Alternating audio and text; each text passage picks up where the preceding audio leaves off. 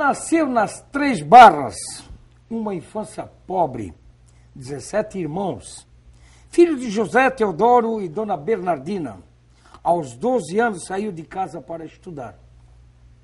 Foi professor na Escola Estadual Braço Perimbó, anos 65, 66. Após, foi para a capital do estado, Florianópolis, cursar licenciatura em Geografia e Administração de Empresas, sendo também, na capital, professor. O menino de Três Barras não parou mais. Retornou ao Alto Vale, já formado, para ser professor na Escola Técnica Santo Estevão e no Colégio Roberto Moritz, na nossa estimada querida Ituporanga. Depois, casou com a estimada amada esposa Dona Lúcia e mudou-se para Ibirama, onde dirigiu o Colégio Amônia de 72 a 1987. Nesta época, foi diretor da então 6ª Coordenadoria Regional de Educação, sediada em Rio do Sul nos anos 74 a 78. Entre 77 e 82, foi diretor proprietário dos cursos 15 de Abril Limitada, em Rio do Sul. De 83 a 84, foi secretário municipal de Educação do município de Ibirama. E de 95 a 98, secretário da Educação e Desporto de Santa Catarina, no governo Paulo Afonso. Também foi secretário estadual de coordenador e articulação do governo Luiz Henrique. Foi também meu professor na nossa antiga FEDAV nos anos 70 e 80, quando cursamos administração de empresas.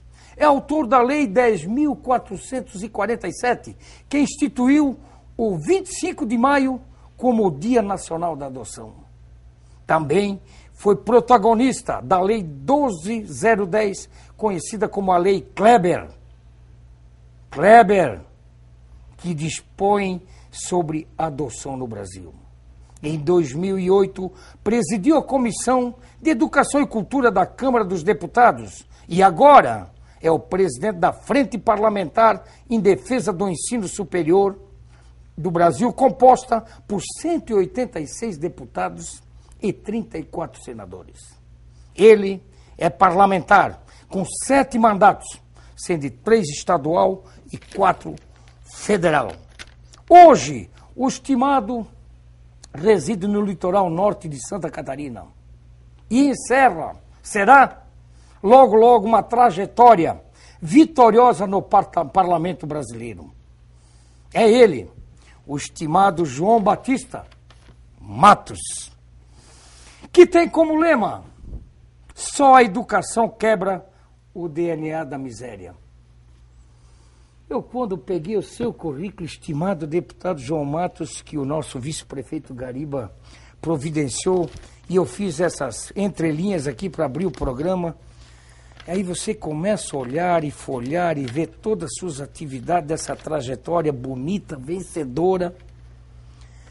Eu fiz uns questionamentos comigo mesmo. Eu disse, como tem políticos da leva boa, aquela coisa boa, porque a gente fala tão mal dos políticos no dia a dia, se vê tanta coisa ruim, e quando você vê as pessoas da nossa região, da nossa cidade, da nossa querida Alto Vale, do nosso querido estado de Santa Catarina, com tanto trabalho prestado, com um currículo maravilhoso, sem nunca ter manchado a honradez do trabalho que o político tem que desempenhar, com galhardia, com sinceridade e com muita honestidade e transparência, você é esse belo exemplo. Por isso que na boca do povo, a Rede Bela Aliança Televisão não poderia deixar de fazer esse programa que vem como um encerramento de 12 anos que estamos aqui.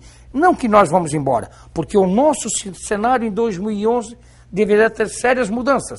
Coisas novas estão vindo. E o João Batista Matos, que foi meu professor com muito orgulho, nós tínhamos que recebê-lo para fazer um programa de homenagem, para falar da sua trajetória, do João político, o João família, o João deputado, o João amigo, o João de Ituporanga, o João de Rio do Sul, do Alto Vale, o João de Ibirama, o João de Navegantes, o João do Brasil. Obrigado por ter vindo, estimado. Nós é que agradecemos essa oportunidade. Está ficando um pouquinho emocionado aí, mas aqui você está em casa. O amigo mexe, não é? O amigo mexe com as suas colocações, realmente.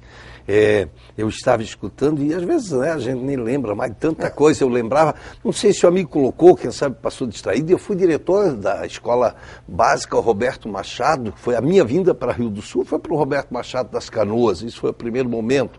Fui diretor do Roberto Machado de 71 a 74. Quando conseguimos transformar o Roberto Machado, que tinha 300 e poucos alunos, acabamos chegando a uma matrícula de 1.080 alunos, não é? E o Roberto Machado não tinha mais onde colocar alunos, realmente foi um período assim muito fértil para o Roberto. Quando o senhor voltou de Florianópolis? Quando eu voltei da universidade. Da universidade. Voltei, vim para Rio do Sul em 71, morei no Canoas, morei alguns anos no Canoas, e ao mesmo tempo que trabalhava no Roberto Machado, também era diretor do Colégio Amônia de Ibirama, porque o Roberto Machado, o meu período, a direção que eu tinha era à tarde e à noite. E o Colégio Amônia de Ibirama era de manhã. Necessidade de ganhar vida, necessidade inclusive de ajudar a minha mãe, que não era viúva, e já eu como arrimo de família, então a necessidade de ganhar um pouquinho mais de dinheiro me levou para Ibirama, e eu vinha de Ibirama diariamente a Rio do Sul, trabalhava à tarde e à noite aqui, voltava, aliás, à tarde até um pedaço da noite, e voltava para Ibirama, não é?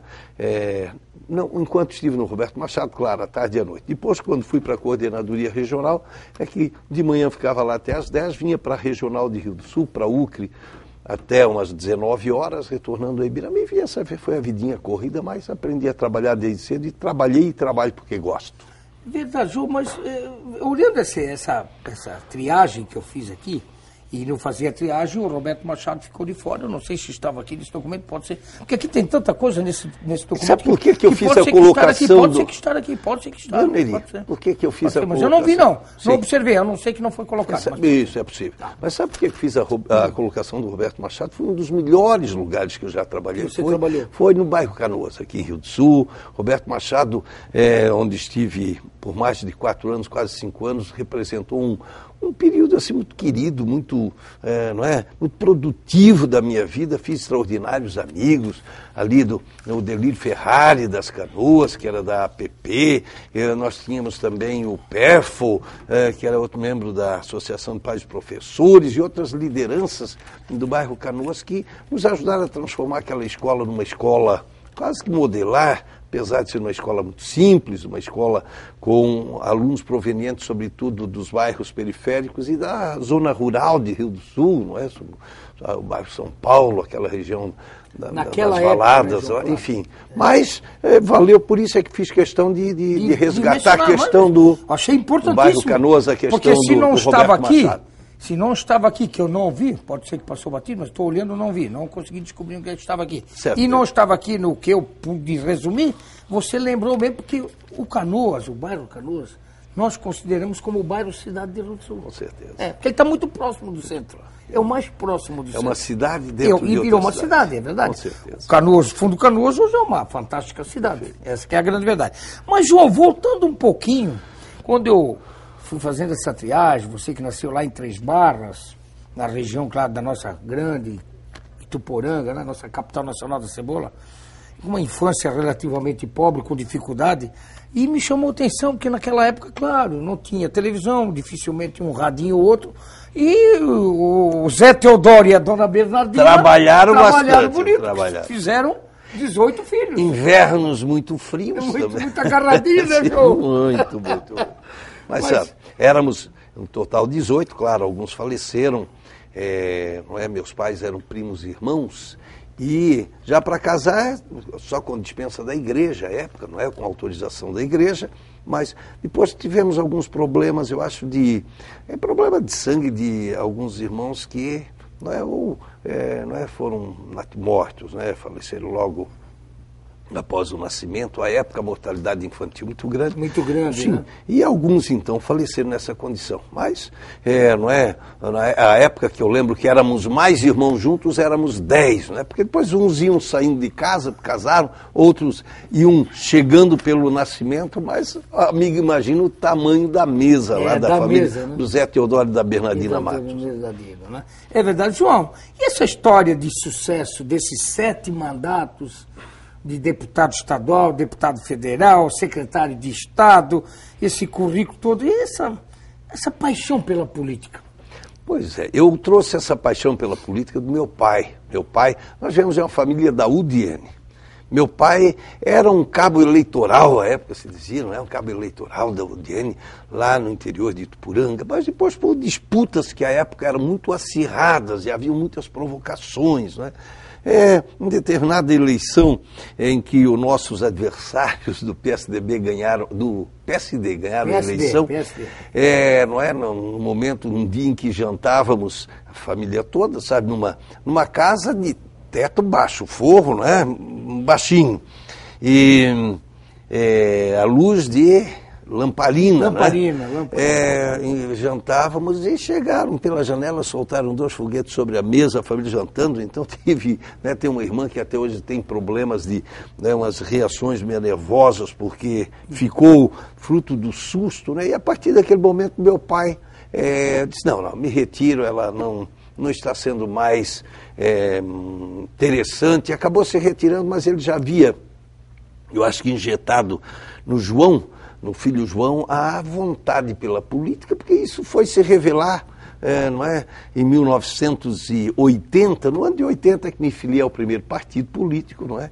Aí já me filiei no PMDB, não é? Aliás, eu filiei em 80 no PP, mas em seguida o PP fundiu-se. Era o Partido Popular, Tancredo Neves, Tancredo, que era um partido de centro-esquerda. Não vamos confundir com o PP hoje da família minha, né? Com certeza. Isso era o PP do Tancredo Neves. Era o Partido Popular de tendência centro-esquerda, não é verdade? Já que o PMDB era tido como um partido de esquerda, não é? O MDB na época, né? O MDB. E o PP, então,